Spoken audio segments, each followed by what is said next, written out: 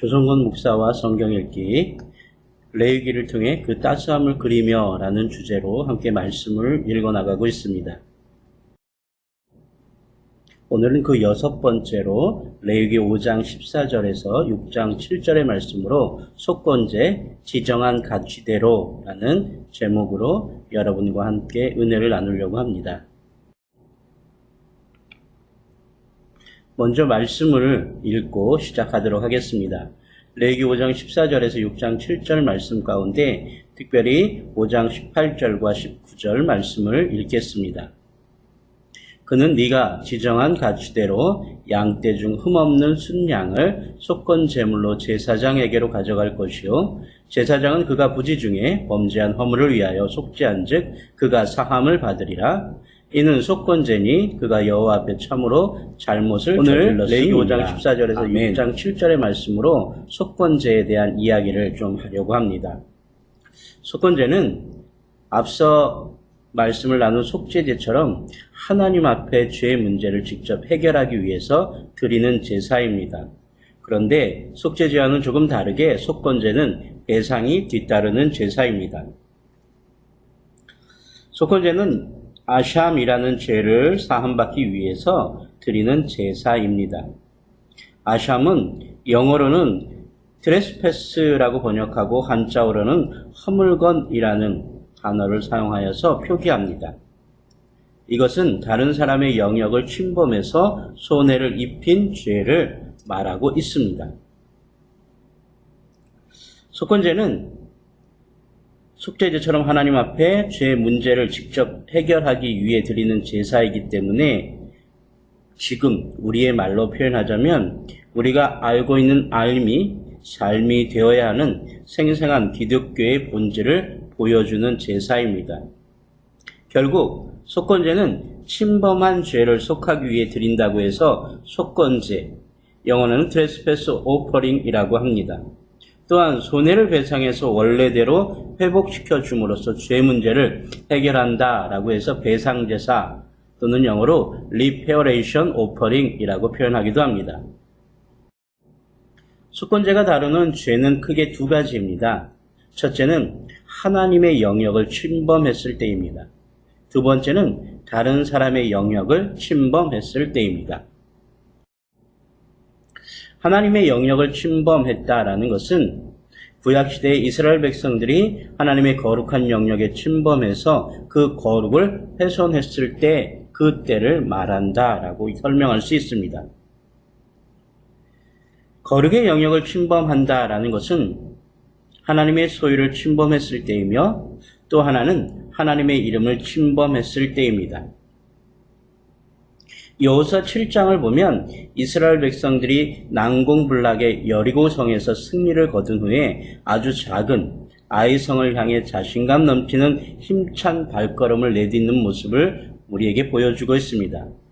그런데 놀랍게도 그 작은 아이성은 여리고성에 비하면 보잘것없는 성이기 때문에 당연히 이길 줄 알았습니다. 그런데 이 아이성에서 이스라엘 백성들은 대패를 하게 됩니다. 이 패배의 아픔, 충격을 안고 여호수아가 하나님께 간절히 기도합니다. 하나님께서 여호수아에게 그 원인을 말씀하십니다. 여호수아 7장 11절은 이렇게 기록하고 있습니다. 이스라엘이 범죄하여 내가 그들에게 명한 나의 언약을 어기었나니 곧 그들이 바친 물건을 위하고 도적하고 사기하여 자기 기국 가운데 두었느니라 라고 말씀하고 계십니다. 실제로 이 말씀 뒤에 여호수아가 조사해 보니 아간이라는 사람이 하나님의 것을 탐내어 숨긴 것을 발견하게 됩니다. 바로 하나님의 것을 침범한 것입니다. 그렇습니다.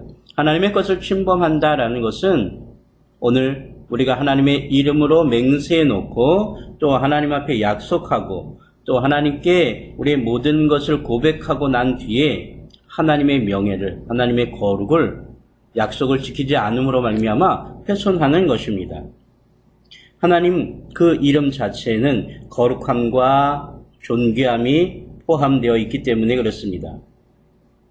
우리가 너무나 잘 알고 있는 작곡가 바하는 매번 그의 작품을 마치고 나서 하나님의 영광을 위하여 아하라고 악보에 서명을 했다고 합니다.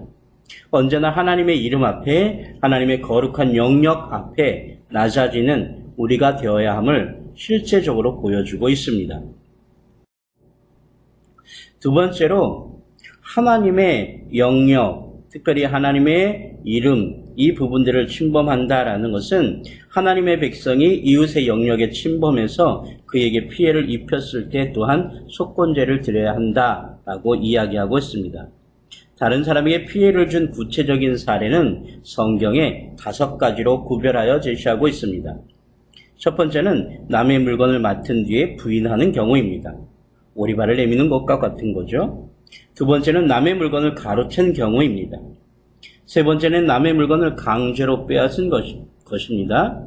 넷째는 남의 물건을 협박하여 빼앗은 경우입니다. 다섯째는 잃어버린 남의 물건을 줍고도 이 사실을 부인하는 경우입니다. 오늘 신앙 양심에 배반하는, 또 신앙 양심에 비추어 옳지 않은 행동들을 한다라는 것입니다. 그렇다면 이런 일들로 말미암아 속건제를 드려야 될 때 어떻게 드리게 되어 있는지 성경은 우리에게 무엇이라고 말하고 있겠습니까? 첫 번째는 자발적으로 드렸습니다. 앞서 이야기한 것처럼 속건제는 히브리어로 아샴이라는 단어를 쓰는데 이 단어가 명사로 쓰일 때는 배상제사라는 뜻의 속건제를 뜻합니다. 그런데 이 단어가 동사로 쓰일 때는 죄책감을 느낀다라는 뜻으로 사용된다라고 합니다. 그렇습니다. 누가복음 19장 삭개오의 이야기를 우리는 너무나 잘 알고 있습니다. 삭개오는 세리장입니다. 부자입니다. 또한 그렇게 소개되어 있습니다. 세리라는 직업은 사회적으로 그 당시에 지탄을 받고 있던 직업입니다. 식민지 백성이었던 이스라엘 백성에게 과다한 세금을 걷어 일부를 로마에 바치고 나머지는 자기들이 착복했던 탐관 오리들입니다. 그 탐관 오리들 가운데 수장이었던 거죠.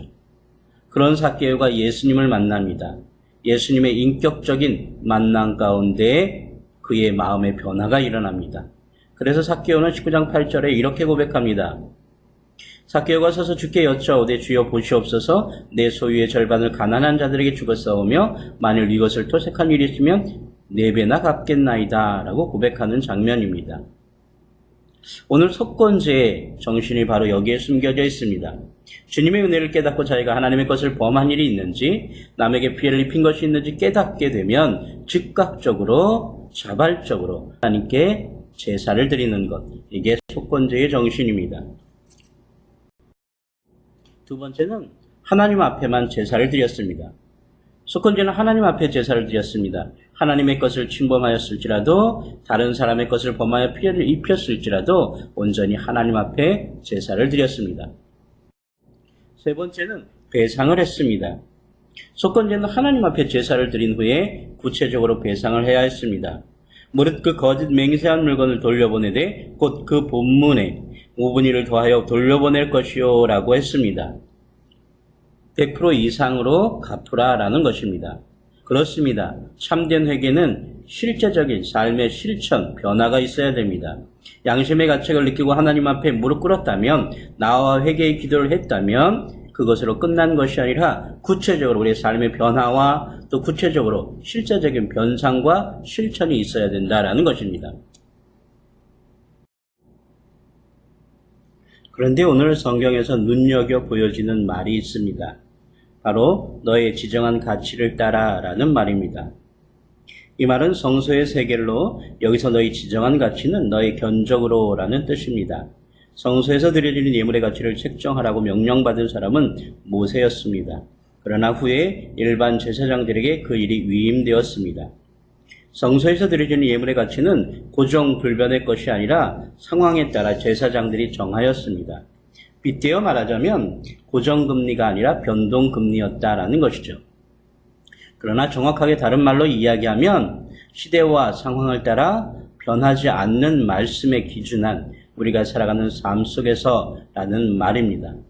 이것은 또한 하나님의 말씀을 언제나 어떤 상황 속에나 실천적인 삶 속에서 증거하고 증명하며 살아내라라는 말씀일 것입니다. 빌레몬서의 말씀이 생각납니다. 빌레몬서 1장 10절에서 12절, 18절에서 19절의 말씀은 이렇게 기록되어 있습니다. 갇힌 중에서 낳은 아들 오네시모를 위하여 내게 간구하노라. 그가 전에는 내게 무익하였으나 이제는 나와 내게 유익함으로 내게 그를 돌려보내노니 그는 내 신복이라. 그가 만일 내게 불의를 하였거나 내게 빚진 것이 있으면 그것을 내 앞으로 계산하라. 나 바울이 친필로 쓰노니 내가 갚으려니와 네가 이외에 내 자신이 내게 빚진 것은 내가 말하지 아니하노라. 라는 말씀입니다. 그렇습니다. 하나님은 우리를 지금 만나길 원하십니다. 예수 그리스도의 핏값으로 사신 우리를 하나님은 만나고 싶으신 것입니다. 오늘 우리를 부르십니다. 그분의 뜻은 우리를 만나는 것입니다. 그분을 만나는 우리 모두가 되기를 소망합니다. 한 주간도 하나님과의 만남 가운데 감격하며 살아내는 하나님의 자녀들 되시기를 소망합니다. 말씀을 생각하며 기도하겠습니다. 하나님 감사합니다. 이번 한 주간도 하나님의 말씀에 사로잡혀 우리의 알미 아니라 우리의 지식이 아니라 우리의 삶이 되게 하시고 우리의 실천이 되게 하시고 우리 앞서 달려가신 예수 그리스도를 본받아 하나님을 만나는 감격 가운데 살아가는 우리가 될 수 있도록 은혜와 축복을 더하여 주시옵소서. 감사하오며 예수님의 이름으로 기도드렸습니다. 아멘.